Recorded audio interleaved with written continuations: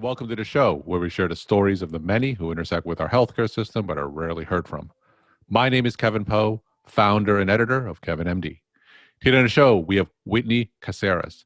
She is a pediatrician and she wrote the book, The Working Mom Blueprint, Winning at Parenting Without Losing Yourself. Whitney, welcome to the show. Thank you so much for having me. It's my pleasure to be here. So we'll get into your excerpt in the book in a little bit, but first off, can you share your story and journey to where you are today?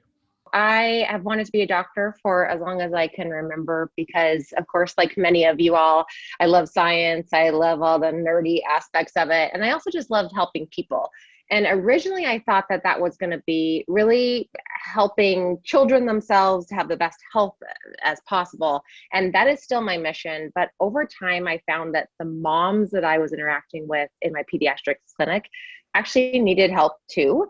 And I think as we're all discovering within medicine, that when families thrive, and particularly when moms thrive, then there's this trickle down effect to their kids. And we know that that really impacts the social emotional development of kids. So I started diving into that and thinking about how can I help moms to feel like they're winning at parenting without losing themselves. It led to one book with the American Academy of Pediatrics about helping moms in that newborn period to care for themselves. And then the second book that just came out, which is about working moms and helping them to avoid burnout and to find purpose and intention, not live in that place of chronic stress. Great. So let's talk about that book. It's titled The Working Mom Blueprint, Winning at Parenting Without Losing Yourself. Before you talk about the book, can you share some stories that you've experienced, either from your colleagues or friends or what you've seen that really was the impetus for your writing? Yeah, absolutely. So I have a physician mom friend and colleague who's an infectious disease specialist. She's very highly trained, very, great reputation, does amazing in her clinical work. And she was telling me a couple years ago about how she was part of this physician engagement event that was put on by her organization. And the event happened at 7:00 in the morning when she was trying to make toast and get her kid off to school. And that she said, gosh, they want me to be engaged and to provide great customer service for my patients and to be really mindful when I'm there in the clinic or when I'm thinking about my work. And the thing they should do is realize, first and foremost, I'm a person too. Mm-hmm. I'm a mom too. And I have all these different parts and pieces that I'm trying to balance at exactly the same time. And so, gosh, I felt like if someone like that, someone who really seems like they have it all together, they can do all this juggling, is struggling, there must be tons of other moms out there who are doing the same. And time after time, I have moms in my clinic who tell me, I feel like, yes, I'm able to burn the candle at both ends. I'm able to do that juggling act like a Jedi. But when it comes down to it, inside, I feel like I am just a ball of anxiety. I feel like I'm chronically tired. I feel like I'm really not enjoying much of my motherhood experience. And tell me not only how that affects the clinician herself, but also how does it affect patient care as well? I mean, the thing is, when we're burned out, we know that means that we're not going to be as focused in clinic. We're not going to be able to be thinking about our patients and their needs in a way that is creative, in a way that really is super mindful. We know that our ability to care about what's going on for that patient is diminished. We know that our patients are able to see really clearly. We can put on a mask for so long, but they can see over time, man, this person doesn't really care about me. They might just be checking off boxes. And so it makes it so that the patients can see that they're less engaged, and it makes it so that they feel less satisfied in their work at the end of the day. All right. So you wrote a book addressing this, The Working Mom Blueprint, Winning at Parenting Without Losing Yourself. Now, for those who didn't get a chance to read that excerpt, tell us a little bit about the book.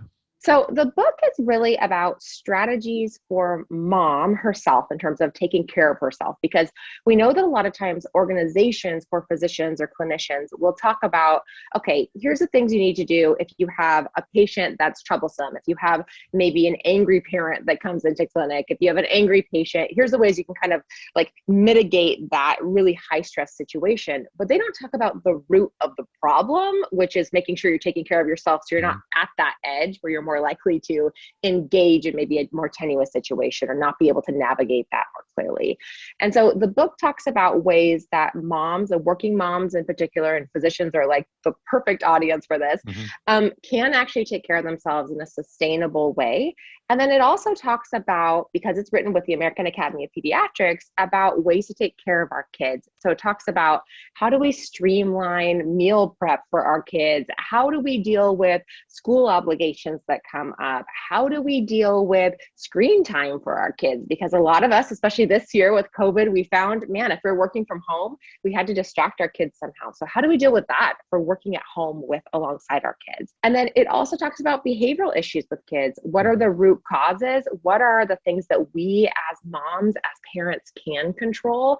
And then what are the things we need to think about that aren't about maybe the basics like sleep and exercise, but more about our connection with our kids? How can we build special relationships with the people that we love the most, even if we might not have that huge quantity of time that other people have? So, of course, during the pandemic, there's been tremendous pressure and stress on physician parents, not only from the clinical side, but as you said, at home as well. Now, from your book, what are some of the biggest actionable tips that you could share with the physician parents who may be listening to this? So number one is to parent out loud in your clinical practice or within your clinical system, right? If you are a parent, male or female, making sure that you're not quiet about the obligations that you face with your family at home. Because the more that we all parent out loud, especially those of us in senior leadership positions, I'm on the executive committee within my organization, the more that normalizes it. And the more it makes people aware that that 7 o'clock meeting actually doesn't fit for about half of the population. And that creates culture change and policy change and helps to move things forward. The second is, of course, to give yourself tons of grace and to practice mindful self-compassion.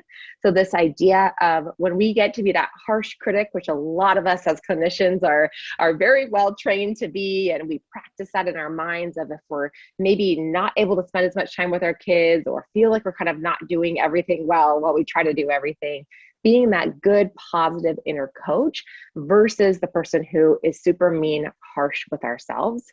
And then the third is making sure that you're setting aside time for yourself and with your children that are about not having performance. Things that are about, okay, what's the thing that I love to do? Even it's 5 minutes in the car before I go into my house, right? I'm a Justin Bieber fan. I'm a believer. So me listening to 5 minutes of Justin Bieber in the car, that gets me in that good, healthy spot mentally before I go into my house. With my kids, instead of adding on that 5th or 6th extracurricular activity, taking a pause and saying, maybe it'd be better if we just spent a moment cuddling up on the couch and reading a good book. So taking time throughout the day, and then also taking those times to pause and reflect and say, what's the thing that actually is going to serve me and serve my family? And then in the end, serve my patients and my clinical practice. So I want to follow up on that first tip that you said, parent out loud. I have 2 teenage daughters. I have a high school daughter, and I think that what you said makes complete sense in terms of managing both my home life with my clinical life as well. But there's a perception out there that physicians should only focus on patients and what goes on in the clinic or in the hospital. And that causes a lot of doctors to be a little bit tentative to, as you say, parent out loud because they fear that administration is going to think that their priorities are misplaced. Now, what kind of tips can you give to physicians to help them parent out loud?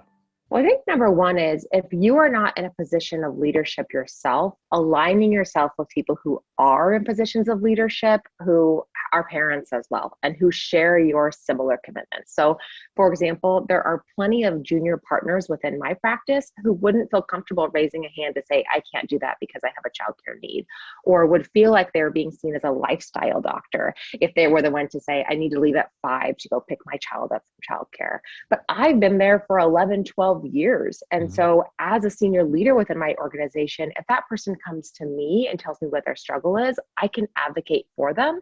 And I can start to talk about my own times of conflict that I have, and I can be a voice at those top senior meetings. So I think that that's number one.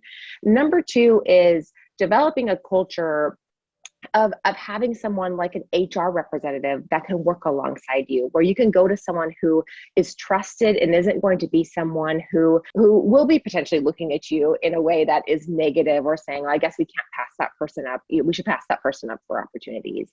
I think the third is, as physicians, and as clinicians, I always am thinking about, yes, it's true that we fear kind of retribution, maybe from our colleagues or from administration, but I always want to stop to pause and say, I am someone who is highly educated. Mm-hmm. I'm someone who works hard. There's no reason that it should be that I work and that I pretend like I'm a parent. I'm not a parent there. And that I pretend that I'm not someone who works. And so I deserve actually to have my voice heard. And someone who's an administrator, though they're awesome and lovely, I'm just as valuable as they are, and my voice matters just as much as theirs does. And it won't change until we start raising our voice a bit, being a bit louder, even in small incremental ways. But I totally get it. I've been there as a junior partner myself, or as not even a partner, as just an employee, to say, I don't want to say something. I think maybe they'll look at me in a negative light. And so if you're in that position, I would say align yourself with someone who is more of a senior leader and has taken steps before you. So let's say a physician does all the actionable tips that you previously gave, yet still feels that they can't handle both the home and professional aspects of their lives. At what point should they consider cutting down hours clinically, going part-time? Because I feel a lot of physicians think that leaving medicine altogether is their only choice. So tell me about some of the incremental steps in between. The signs that maybe you need to take a break and take a step back, maybe not fully leaving medicine, but at least giving yourself a little break from the daily grind, are when you're with your patients that they're talking and you're feeling like, you could just keep on talking, but I don't really care. If you are having more altercations with patients than you're used to having, if all of a sudden you're getting complaints that usually you would never get complaints, if you're finding yourself on your edge all the time with your clinical staff or with your partners or with your patients, you feel like, gosh, I'm just on the edge of kind of anger or about to explode. So those are the signs. And then a few things you can do is to decide, okay, I'm going to take some time for myself where maybe I'm going to have an alternate schedule. Is there a way that, what's the most stressful time in the morning for me? For my kids, I decided this past year with the pandemic, it doesn't work as well for me to leave early at the end of the day for obvious reasons, right? People don't usually like it if you're the one that leaves early, but it did work for me to start later. Mm-hmm. And so what I would do is on 2 days a week to say, okay, I'm going to start at 9 o'clock instead of 8 o'clock, and I'll work until 6 o'clock on those days. So making an alternative schedule that made it so that I could be with my children in the morning, I could get them to school. I had a little bit more time in those hours.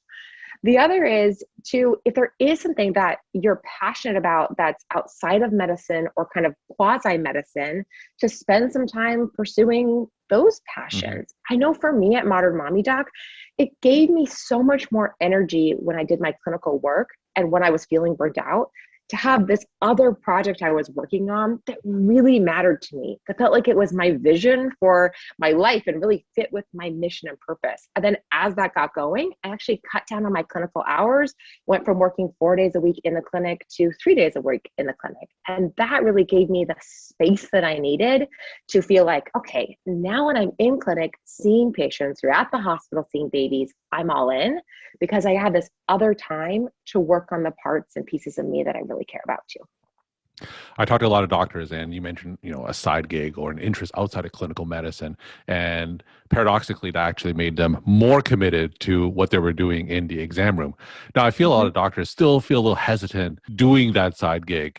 They think that physicians should be seeing patients, pretty much all the time while they're working. Now, tell me some steps that you took to really kind of take that step back and really blend what you did outside of the clinic and what you did inside the clinic. At Modern Mommy Doc, we talk about this concept of the centered life blueprint. And the basics are basically, if you and your life, the things you care about the most are a circle, then there's all these things outside the circle that have to get done that don't really matter, right? Like your social obligations and the laundry and maybe being on that fourth committee at work that you don't really care about. And then in the circle is kind of your centered vision for your life. When I'm 80 years old and I look back on what I want people to say about me and the things that I spent time and energy on, what would those be? And for me, those 5 things include patient care, but they also include contribution to women in general and helping moms to thrive. And so there's nothing wrong with me having those 2 parts of me be directions that I'm working on over time. I think, we do have to flip the script mentally. And I had to work alongside a life coach and alongside a therapist to be able to kind of redirect my thinking or reanalyze why I was so hung up on just the physician part. But there's absolutely nothing wrong with us as physicians having additional parts of our lives that matter to us. I think there's this old school philosophy and kind of teaching that because you were privileged enough to be given the position of being a physician, that then you should be 100% with your patients. But the reality is, for me, financially, the compensation at my pediatrics practice, it's good, but it's not actually even as good as some of the other parts and pieces that I do outside of that. The student loan debt that I accumulated from going to medical school, that was a heavy burden. So while it's absolutely my privilege that I get to be in a room and that people trust me with their deepest secrets and their biggest problems and their heaviest burdens with their children, I do not have to be a martyr for them because my life is mine. And at the end of the day, when you're 80 years old, you are the only person who's accountable for how you spent those years. You let the pressures of the world or of society or of the, kind of medical construct tell you how you're going to live your life. Gosh, you're going to be disappointed at the end.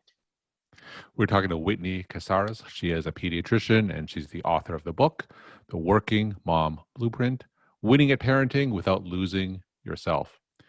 Whitney, my final question, what's your take-home message that you want to leave with the Kevin MD audience?